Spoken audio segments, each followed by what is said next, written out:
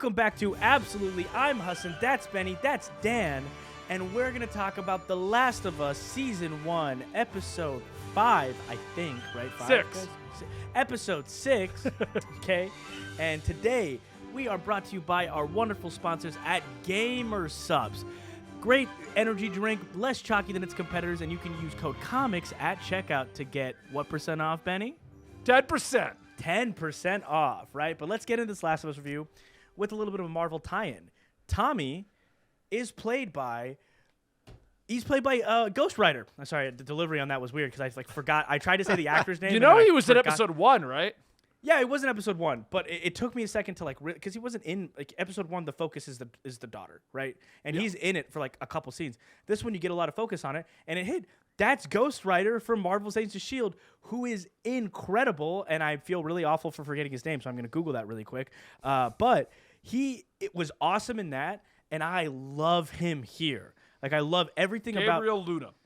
Yeah. Oh my God. And it was so good to see him back because he was really, really good as Ghost Rider on for those of you who watch Marvel's Agents of S.H.I.E.L.D., he was incredible as that. And the VFX on that looked insane. It was so good. And to see him back in there, he had a buzz cut, but now he's got gorgeous long hair and he's killing it in this role. But yeah, that's how I wanted to open it. Little Marvel tie-in, little Agents of S.H.I.E.L.D. actor. Always, I feel like you're just jealous of everyone with long, I'm luxurious not jealous locks. with their hair. I just wanted to compliment. I just feel like you're just jealous. You just you just want to. I'm not jealous of your paper-thin white boy hair, Betty. Get out of here. What is this? What is this? What is this? Look at that. There you go. Oh, God. You need a sea Paper salt thin? spray or Oh, something to give you some texture. I'm sorry. There you go. Is that better? It's always pulled back. Oh, it's What do you think I am, Dan? I'm Dan not- just does this. He's I'm like not having a putting brain my tumor. hair down. It took a while to make it look good. And by took a while, I mean I put it up like this, and I was like, oh, that works. Is that why you haven't This removed was the headset once today? Yep. All right, so let's go into your two guys' opinions. Then, as usual, I'll go into what happens in the game for this particular sequence and how I actually think this generally improved it, but there is a sequence in here that I'm iffy on. I don't know if I like it or not, and we'll see how it plays out. But go for Okay. it. Dan, you go Dan, first. Yeah, so I thought this was a good episode. I like that we saw finally a working civilization town kind of thing in this world, because obviously it was going to be around. I will say I was not aware of the timeline that had been going on in the show. I wasn't aware that all of this has taken place over multiple months. Yes, I thought Gabe does that too. There's okay, time jumps. the way that I thought, I was like, wow, this is a lot for 2 weeks. So, but overall, I thought it was pretty solid. I really liked the interaction between all the characters. I enjoyed the skepticism of the I can't remember her name, but Tommy's wife. It's slipping the tongue, but I like how can't think of it either at she's the moment. Yeah, she's very skeptic of everyone. I love the communist remark where she's like, Oh my so God, that's communism, so and funny. he's like, no, it's not like that. It's literally a commune. It's the definition of communism, Tommy. And he's just looks kind of angry, Maria. but he's also He's like, damn it, you're right. But no, I really enjoyed it. I thought it had a lot of good moments. I'm glad that we didn't. The moment that I'm sure a lot of people are going to talk about, the moment between Joel and Ellie of the I'm not your father, you're not my daughter thing. I was worried that we were going to spend too much of the episode around that, but I'm glad it was just you got the emotion of it, but it was not harped on for half the episode. It was just a quick thing straight through. But overall, I really enjoyed it. Thought it was really solid. I'm excited to see what happens next. Yeah. So, I mean, for me, I genuinely enjoyed it. I was procrastinating watching this just because it was the last thing left on my docket, and before I was really, really gripped and going back to back. But I think the little longer gap between episodes definitely I was like, whatever. And then I started watching it, and again, the story pulls me in. The opening sequence in the little hut is really funny. I like a lot of the dialogue. The old people are hilarious. I Ellie, like the old people. Ellie's relationship with Joel shows out in this episode more so than it has in previous episodes, and I believe it. I also, here's a weird one for maybe some people. I really like that they're not shying away from the fact that she's a woman, so she has a period, because that is something that in every apocalypse movie or superhero movie or whatever, we're never going to address the fact that if we're stuck in a desolate wasteland, we have a big issue. Once a week, or once a month, once a month for a week, menstrual cycles happen, and like giving her a menstrual cup and all that was like really, really interesting to me. Like world building made it feel so real. Right. We're not just ignoring something that obviously is going to be happening. Yeah, and that's what most TV does. Like they don't let women be women, and it's a biological thing that happens, and it's always been taboo to talk about. It's great. We're just talking about it. But yeah, it was great. I love it. Tommy's relationship with Joel is so believable. The hug in the beginning brought me to tears a little bit, and then like their fight later, where Joel is not. It's not that he's not happy for Tommy. He's heartbroken that he doesn't have like a life to live anymore. But then he does. He realizes he does, and that it's Ellie.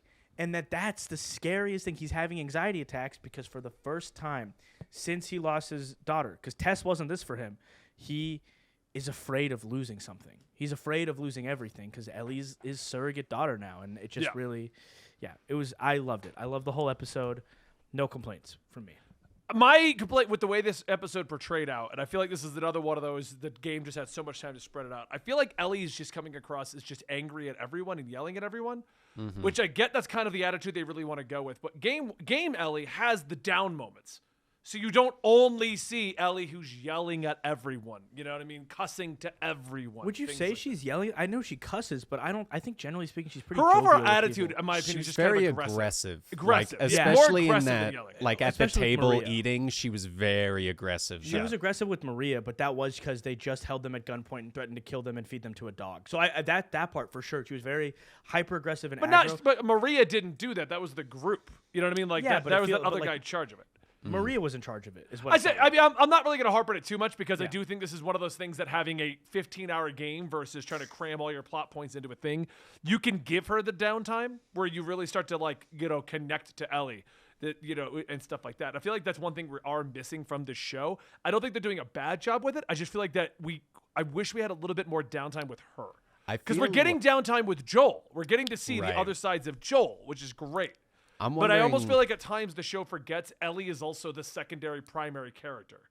I'm wondering if we're going to get to that a little bit later. Like you said, the game, you have so much longer of like going with her character. And I feel like right now they want you to more focus on Joel and like his progression as a character. Like it seems more like instead of two people being the stars right now, it's very focused on Joel and like his way of he's going about everything. And I feel like from here on we might get more of those moments that you're looking for, like the down moments for Ellie, because she has now seen more about Joel's life beforehand, as well as this is her first time seeing Joel with his brother, which they've been looking for this whole time.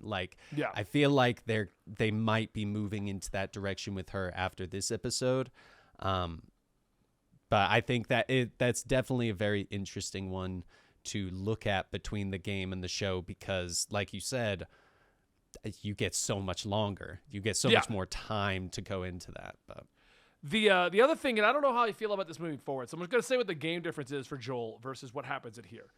In the game, Joel doesn't have an anxiety attack. There are no issues with him in general. He's not worried about things. Joel's whole point up to this point in the story is to dump Ellie. Because he's worried he will get connected and then be worried about her going.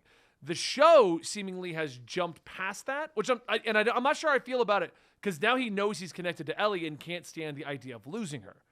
While in the game, it's very much like he got to Tommy with the entire purpose of dumping Ellie. This wasn't discovered midway through. It was, I'm going to dump you on Tommy and Tommy's going to take you forward because I don't want to get attached to you.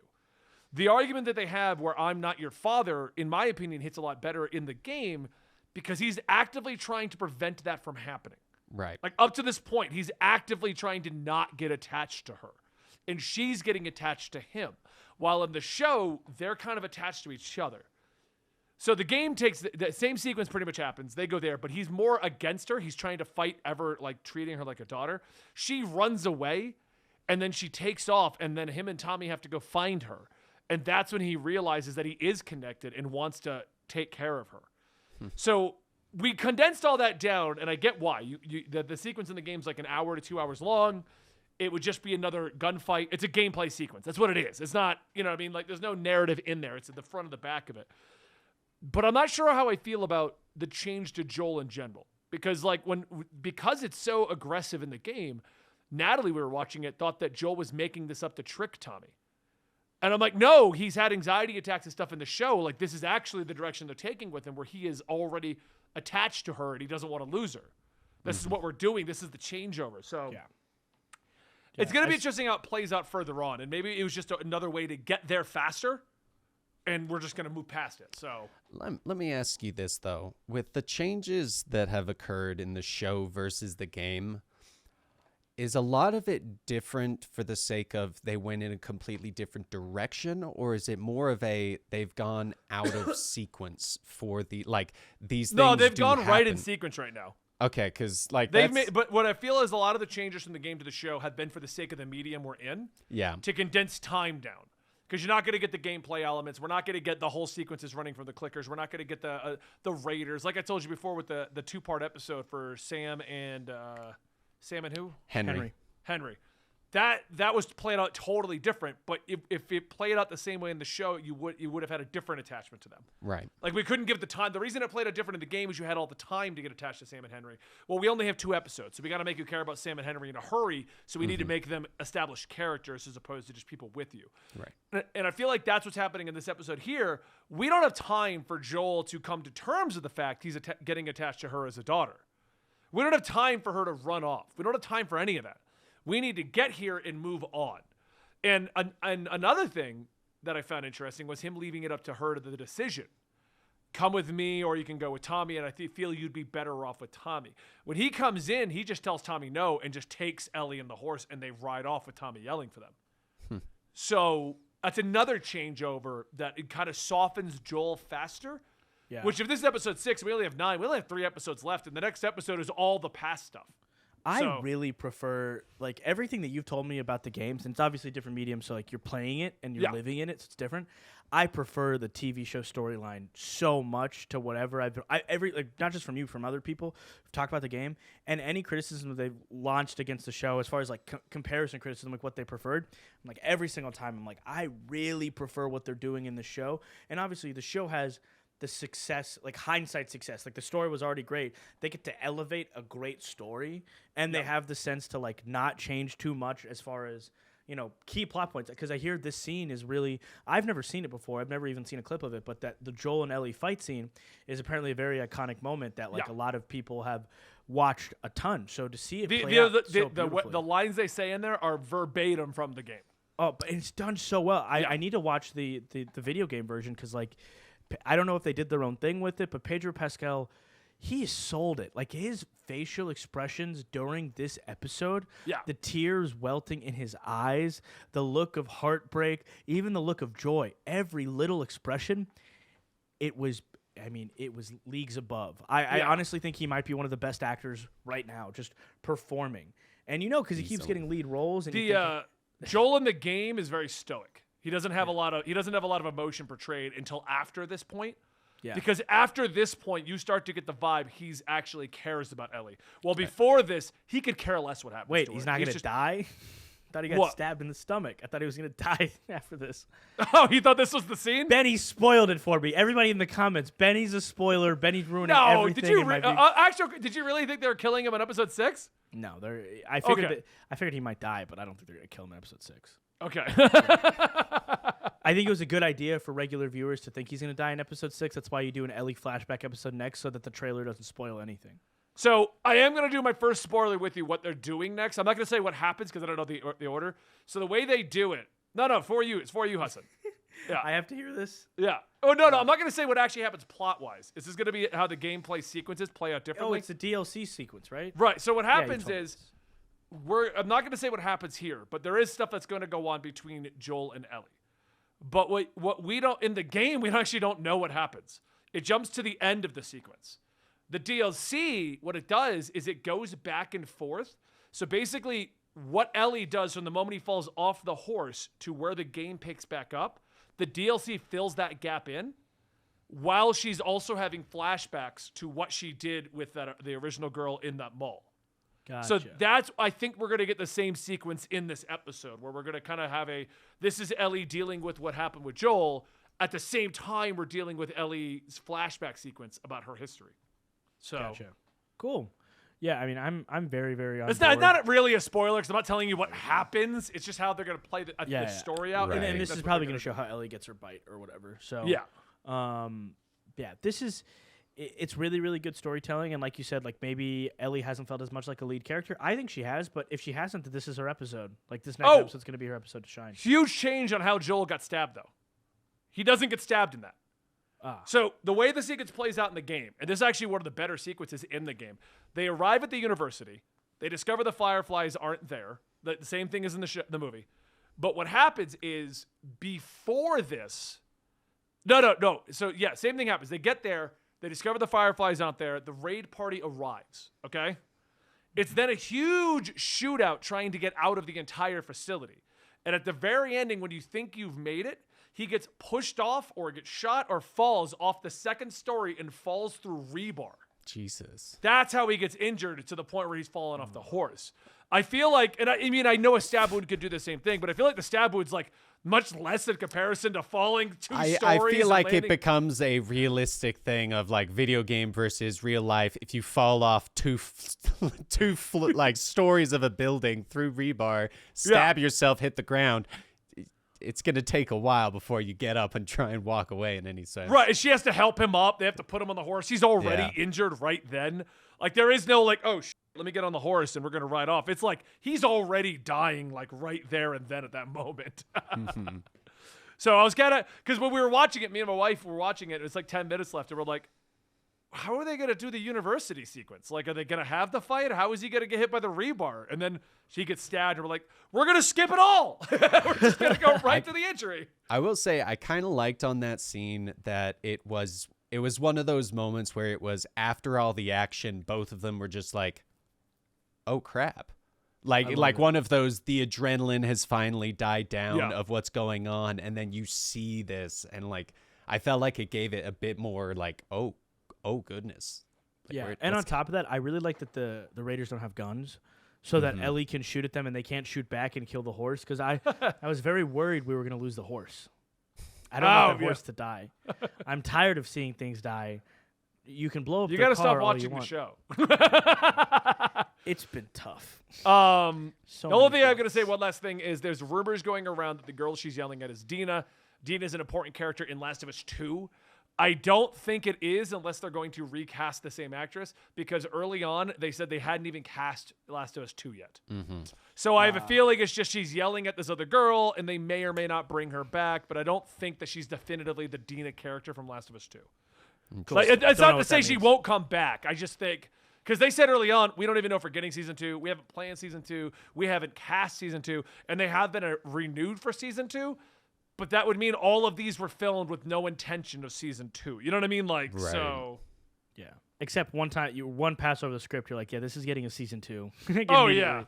This isn't The Flash or even Ant-Man, where you read the script and you're like, oh, this is coming out? Like, we're making this? Like, this is happening? No, They've this is also like- said Last of Us 2 is 20 hours long, that they're going to break it into 2 seasons. Oh wow. That'll be So- interesting. We'll see. We shall see. But overall, for me, I'm great. I love this show. Tommy was the standout of this episode. Oh no, Pedro Pascal's the standout of this episode. Oh, he's always the standout. Yeah. Yeah, and that's cheating. So other characters, Tommy's really good. He's very charismatic. He's very charming. He's very handsome. I'm gonna give it to you, Gabriel Luna. You look. What did you think about his hair? I loved it. I thought he looked really good with like the long curly locks, and they make it very believable that this isn't like a society that has like great hair care and all that, but you still look really gruff and good. I like his thin little beard that frames his face rather than like a real beard. It's cool. Oh yeah, this is definitely season 1's definitely going to wrap up the first game. We're coming to the conclusion of the first game. Yeah. I think at this point there's like 5 hours left in the first game or something like that. You're getting to the ending of it. So good. One thing I really liked about this, since we're talking about Tommy, is I really liked the way that they portrayed that brother dynamic of the older brother wants his, like, it just assumes that his younger brother's going to follow him, that he is the Right. leader of them, that, like, this is who he is. He came to save him, therefore you're going to come with him. But, like, you've got that Tommy is, it's been 20 years. Like, it's like he has become his own person. He's Right. moved on from all of that. And I thought they portrayed that very well, of keeping their characters, like, true to who they are. Like, I really liked that moment when after the very awkward part of the, oh, I'm having a kid, and Joel basically being like, oh, well, that sucks. He didn't say, well, that sucks. He says, we'll see. I how guess you we'll do. see. Yeah, that's what he Yeah. says. I guess We'll we'll see. see. He goes, I think I'll be a really good dad. I guess we'll see. And, like, I just thought I thought all of it was very true to the characters, but at the same time did a great job of showing what I would imagine a brother dynamic in this kind of world would be. And so I wanted to mention that because I thought it was really good. Okay. Yeah. So theories moving forward from our two viewers who have not seen or played the game. What do you think's gonna happen? Joel's going to die. No. You've said that every episode, and he's still alive, I Hassan. don't know, man. I don't know what you want from me. You want me to predict what happened? It's too. You made me do overall prediction for the season in episode 1. When Yeah. you should have made me predict what's happening in the next episode. Well, that's what I meant, but you took it as overall. So what do you think's happening in the next episode? Somebody clip it. Somebody send me a clip on Twitter. Okay, whatever. So like next episode, we're probably gonna see I think we'll see Ellie get bitten. We'll probably see that friend die, probably a pretty gruesome death or something like that, because Ellie implied to have like a lot of loss in this last episode. So this could be the big loss that she sustains. And I'm interested to see where it goes from there. And then hopefully we'll pick back up with Joel in the following episode. Dan, wild predictions? I think we're going to, like Hassan said, I think we're going to see Ellie, and we're going to see all the different people who have died along the way or left her along the way that she had connections to really emphasize her relationship with Joel. And I think that the anxiety, heart problems that Joel's having, I know I said earlier on that I think Joel's going to die. I think we might conclude with him having some big episode with the heart thing, and it being one of those ambiguous, did he die, did he not die, or what's going on there. But Okay. I think they're going to really use that to add some more emotion as well for Ellie, of like the, no, Joel, I can't lose you kind of thing. All right. And this has been another review for Last of Us, episode 6. I hope you guys have been enjoying. And yeah, that's it. Make sure you check out our sponsor. What's our sponsor, Hudson? Gamer Subs. Use code COMICS at checkout for 10% off on their less chalky than its competitors' energy sports drink. Sports drink, it's not an energy drink. All right. Is You it guys an have a energy good. It is an energy drink. I drink it. I got the cup right here.